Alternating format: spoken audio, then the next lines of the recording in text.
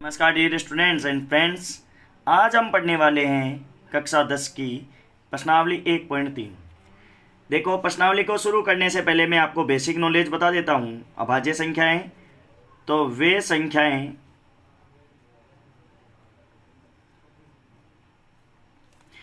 जिसमें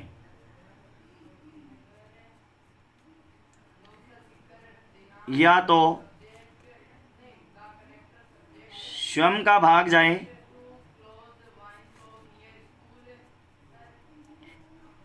या फिर एक का,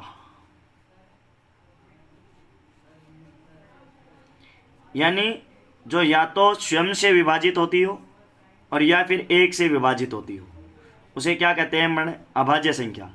जैसे बात करते हैं तो जीरो से हम चालू करते हैं, तो जीरो को न तो हमने भाज्य लिया, नहीं है भाज्य, और एक भी न तो भाज्य और न है भाज्य, एक एक यूनिक नंबर है। अब दो की बात करते हैं तो दो में केवल खुद का ही भाग जाता है और एक का भाग जाता है, इसलिए ये दो क्या है, अभाज्य है। फिर तीन भी अभाज्य, फिर पाँच अभाज्य। अब चार अभाज्य क्यों नहीं है? क्योंकि चार दो से भाज्य हो रही है, अभाज्य जो भाज्य नहीं है। अब देखिए सात, फिर देखो 11, 13, फिर आ जाएगा 17, ऐसे बहुत सारी संख्याएं जो अभाज्य संख्याएं हैं। फिर बात होती है सहअभाज्य संख्याएं। तो देखिए सहअभाज्य संख्याएं क्या होती है, ये देखिए आप। तो वे दो संख्याएं या दो से ज़्यादा भी हो सकती है, वे दो संख्याएं या दो से अधिक संख्याएं जो किसी भी संख्या से भाज्य नहीं होती है, आपस में नहीं होती है, या फिर हम यहाँ से सरल भाषा में लिखें, वे दो संख्याएं जिनका कोई उभयनिष्ठ गुणनखंड न हो, उभयनिष्ठ गुणनखंड न हो। जैसे हम बात करें 7 और 8, 8 और 9। जैसे देखो 8 के जो गुणनखंड है वो 2 गुणा 2 गुणा 2 होते हैं, और 9 के गुणनखंड है वो 3 गुणा 3 होते हैं। अब देखो इनमें से कोई भी कॉमन हम गुणनखंड देखेंगे तो वो नहीं है, इसलिए हम कह सकते हैं कि 8 और 9 सहअभाज्य संख्याएं हैं। अब देखिए सहअभाज्य संख्याओं का यदि हम वर्ग कर देंगे 64 और 9 का वर्ग कर देंगे मान लो जैसे 81, तो इनमें भी कोई उभयनिष्ठ गुणनखंड नहीं होगा। ठीक है, तो प्यारे मित्रों अब अपन चलते हैं इस पर। याद रखिएगा सहअभाज्य संख्याओं के बारे में कि जिसका कोई उभयनिष्ठ गुणनखंड नहीं होता है। अब देखो 1.3 का पहला क्वेश्चन। तो 1.3 का पहला क्वेश्चन है, सिद्ध कीजिए कि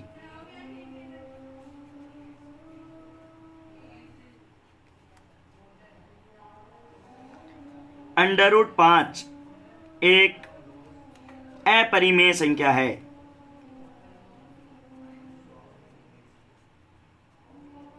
ये आपके पास में क्वेश्चन है। तो देखिए प्यारे मित्रों, सबसे पहले हम इसको हल करने से पहले, हल करते ही पहले मान लेते हैं कि माना कि √5 एक परिमेय संख्या है। अब परिमेय संख्या क्या होती है वो देखिए आप,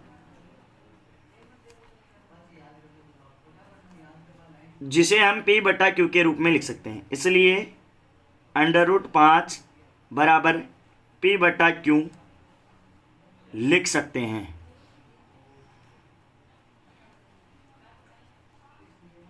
और इसे दे दिया समीकरण नंबर 1, जहां p व q सहअभाज्य संख्याएं हैं। क्योंकि यदि मान लो कोई 4/8 आपके पास में कोई संख्या है, ये जब तक कटती नहीं तब तक उसको सरल भिन्न नहीं मानते अपन। तो मान लो 1/2, अब ये 1/2, 1 और 2 दोनों ही क्या है, सहअभाज्य संख्याएं हैं, इनका कोई उभयनिष्ठ गुणनखंड नहीं है। तो √5 बराबर p/q, जहाँ p/q क्या है, सहअभाज्य संख्याएं हैं। अब देखो समीकरण 1 के दोनों पक्षों का वर्ग करने पर,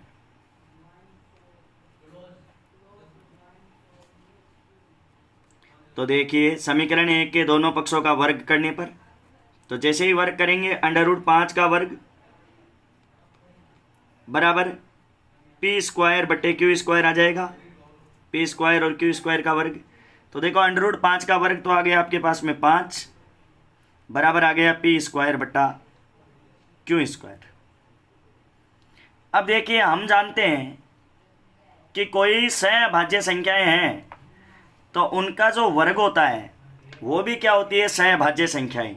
लेकिन देखो समीकरण से पता चल रहा है कि पी स्क्वायर में जब क्यू स्क्वायर का भाग दे रहे हैं तो क्या आ रहा है 5। इसका मतलब ये है कि इनमें कोई ना कोई उभयनिष्ठ गुणनखंड है। तो लिखेंगे, इसे दे देते हैं समीकरण 2।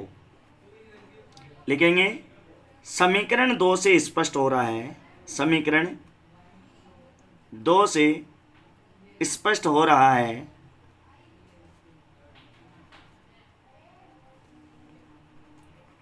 कि पी स्क्वायर क्यू स्क्वायर से भाज्य है, भाज्य है अर्थात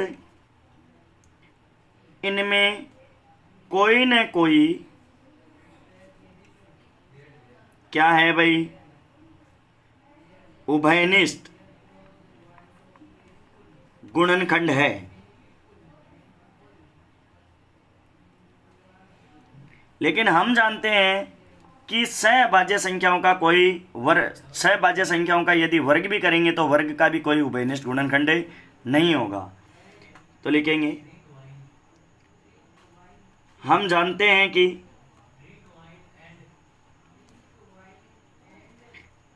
सहभाज्य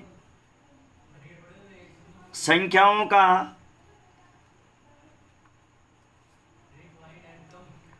वर्ग भी एक सहअभाज्य संख्या होती है। इसका मतलब ये हो गया कि हमारे द्वारा जो मानी गई कल्पना है वो गलत है। अतः इससे स्पष्ट होता है कि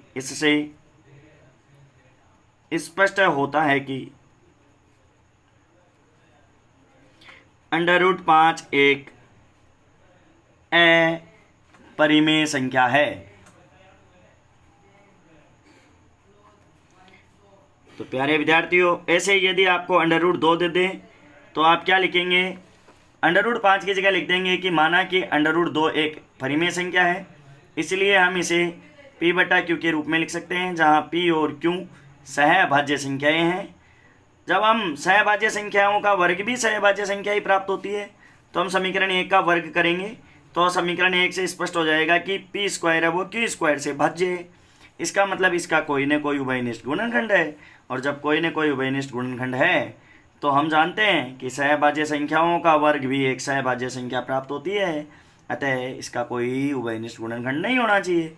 इसका मतलब हमारे द्वारा जो मानी गई कल्पना है वो गलत है, और हमारी जो मानी गई कल्पना का विरोधाभास हो रहा है। अतः √5 एक अपरिमेय संख्या है। तो दोस्तों, ऐसे क्वेश्चन आप सोल्व करिएगा और पूरी 1.3 सोल्व करिएगा, और जब भी आपके समस्या आए तो आप मेरे से कमेंट करके बोलिएगा, पूछिएगा। जय हिंद, जय भारत।